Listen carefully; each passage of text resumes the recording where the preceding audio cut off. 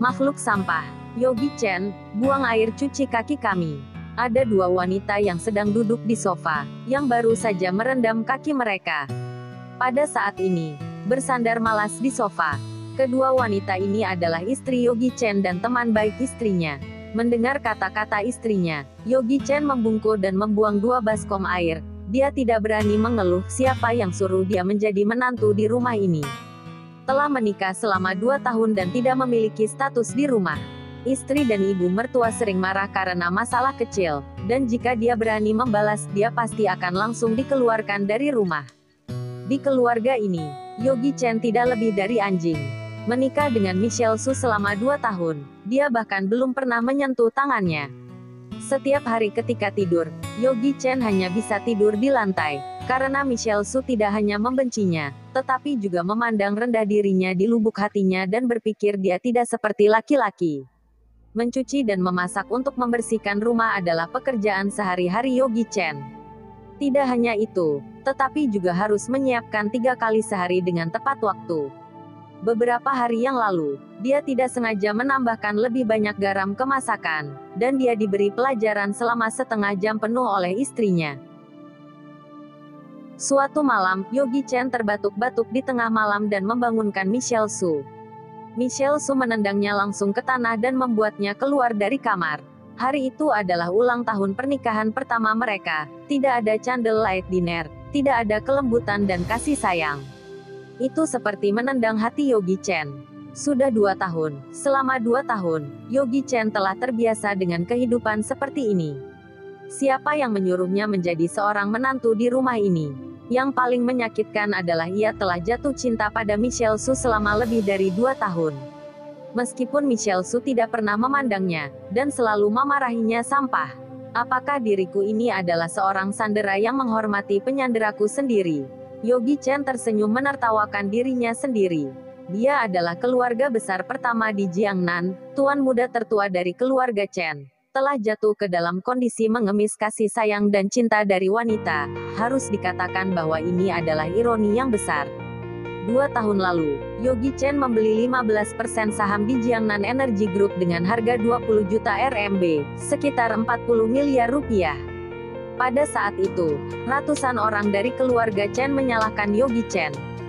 Beberapa orang mengatakan bahwa ia telah merugikan keluarganya dan menginvestasikan 20 juta RMB untuk membuat akun palsu.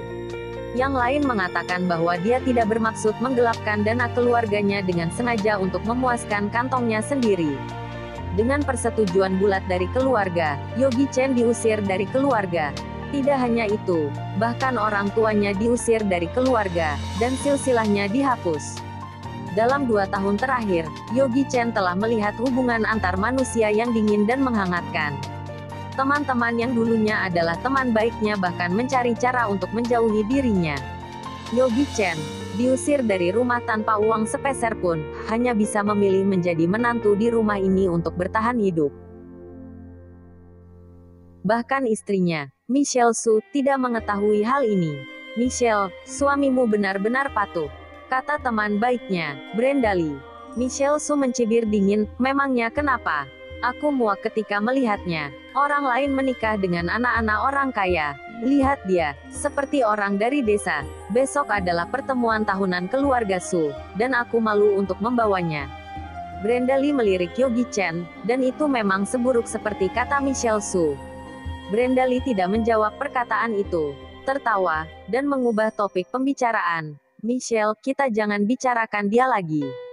Aku mendengar bahwa perusahaanmu tampaknya memiliki masalah baru-baru ini.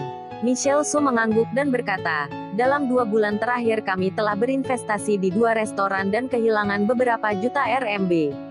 Sekarang operasi dana perusahaan memiliki masalah, itu membutuhkan 8 juta RMB. Jika tidak menemukan investor dalam seminggu, kami hanya dapat menjual properti perusahaan.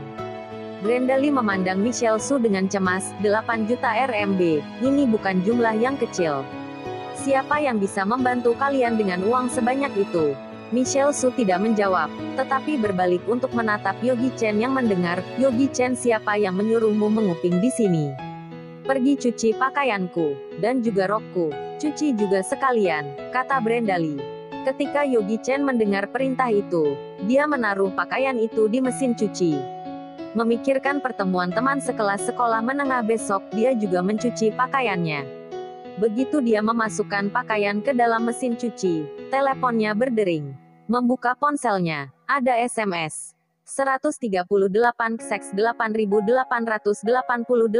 Setelah dihitung, ada 9 angka 8. Bukankah ini nomor keluarga Chen? Yogi Chen membuka SMS dan terpana. Tuan muda, tolong bantu keluarga Chen. Dana keluarga Chen terputus dan membutuhkan bantuanmu. Apa-apaan ini? Dana keluarga terputus dan malah mencarinya. Keluarga itu mengusir keluarga mereka 2 tahun lalu. Sekarang dirinya tidak memiliki apa-apa, untuk apa mencarinya? Yogi Chen mengerutkan kening, dan telepon berdering lagi. Kali ini bukan SMS, tetapi telepon. Yogi Chen berniat menjawab teleponnya. Sebelum berbicara, suara mendesak pelayan rumah datang dari telepon. Tuan, aku mohon padamu untuk membantu keluargamu. Saham energi grup Jiangnan yang kamu beli 2 tahun lalu sekarang sudah naik berlipat-lipat, aku mohon kepadamu. Jika kamu tidak membantu keluargamu, keluargamu akan bangkrut. Petik 2. Sial, apa yang kamu bicarakan? Yogi Chen hampir membuang ponselnya, menutup telepon, mencari barang di ruang utilitas untuk waktu yang lama, dan akhirnya menemukan kartu bank hitam di sudut. Kartu ini dibuang di ruang utilitas olehnya sejak ia memasuki keluarga Tang. Sudah 2 tahun sampai sekarang.